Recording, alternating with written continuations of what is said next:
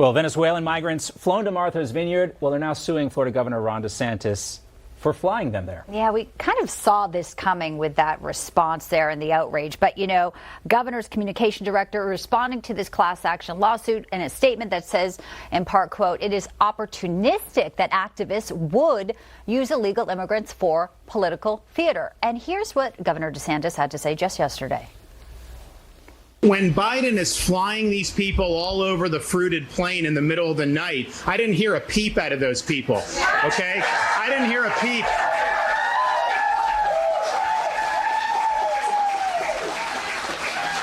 I haven't heard a peep about all the people that have been told by Biden you can just come in, and they're being abused by the cartels, they're drowning in the Rio Grande. You had 50 that died in some shed in Texas. I heard no outrage about any of that.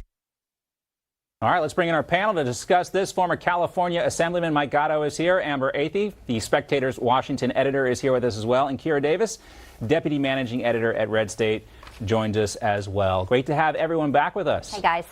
Great to be here. Thanks for having us. All right, so President Biden also weighing in on that conversation. Here's what he had to say about this situation when he was asked why the southern border has been so overwhelmed during his presidency. Here he is. There are fewer immigrants coming from Central America and from Mexico. This is a totally different circumstance. What's on my watch now is Venezuela, Cuba, and Nicaragua. And the ability to send them back to those states is not rational. You could send them back and have them, we're working with Mexico and other countries to see if we can stop the flow. But that's the difference. Thank you. So, Kira, you can send them to Martha's Vineyard, but you can't send them back to their countries where they came from. Talk about what the president said first, and then give us your take on this lawsuit against Ron DeSantis. Apparently, all these migrants signed waivers, but go ahead. Yeah, I mean, that's just another example of Biden's absolute confusion. Of course, this is an issue that's been going on. I mean, between him and his inept press sec, the message here is just muddled and confused, just like the president. We obviously have a problem. And if we didn't have a problem, we wouldn't be sitting here talking about all those Martha Vineyard's residents complaining about getting a mere 50 immigrants. But the lawsuit is interesting because the people who signed the lawsuit are anonymous. So the quote migrants that signed the lawsuit, I think there were only 3 or maybe 4, and they don't give their names, and they're being represented by an immigration activist group. So, and the lawsuit really doesn't have much teeth. These people did sign waivers, and they were told where they were going. It was right there on their packets. And in fact, I've seen some pictures with some of the migrants or illegal aliens, holding up the maps of where they were going. So they want to talk about this being political theater on DeSantis's part. No, this is political theater on their part. Yeah, and there were some reports in the New York Post that these migrants were grateful. I mean, they're sleeping on the streets, as we know, in El Paso because the shelters there are overwhelmed. Now, we know, guys, that there's been an increase in border crossings under Biden's administration. This is nothing new, but let's play a little bit of Karine Jean-Pierre trying to respond to this current situation. The DHS put out a report laying out what kind of a migration situation that we're dealing with, which is very new. It's new. It's new that it's so bad because under Trump, it wasn't so bad, Amber.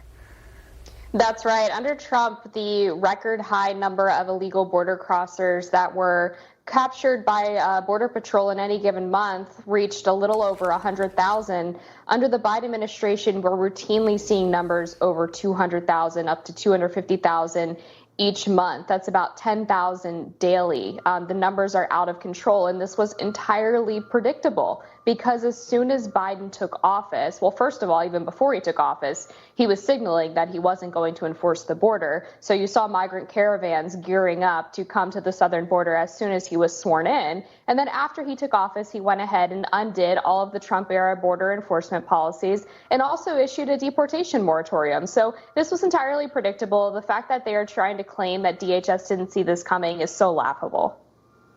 Yeah, well, Senate Minority Leader Mitch McConnell actually lauded the ongoing project by Republican governors on these illegal immigrants. And I think, he called it a good idea. Here he is.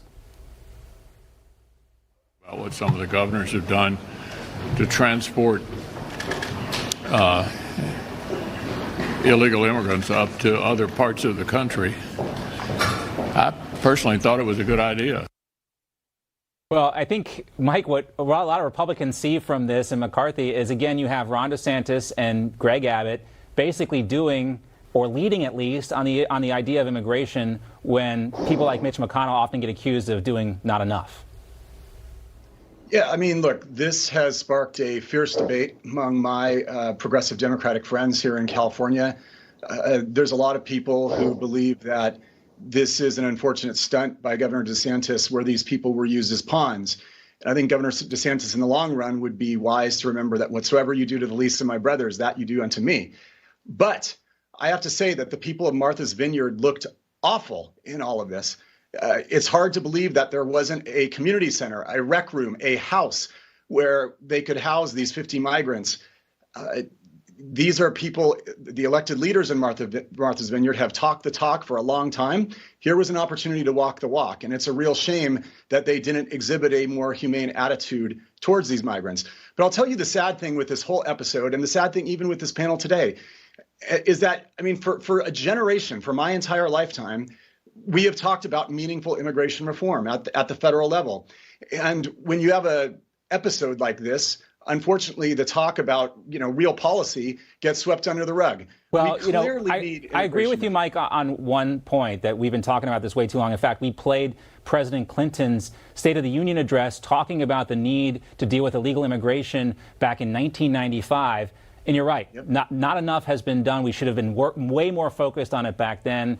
And we've missed, let's just say the horse is out of the barn. Was under President Reagan. I mean, we've got to do better, folks. We've got to come together and we've got to do better. All right. Thanks to our panel. We're a little short on time today because of all the breaking news, but thanks to Kira, to Amber, and to Mike. We'll talk to you guys again soon.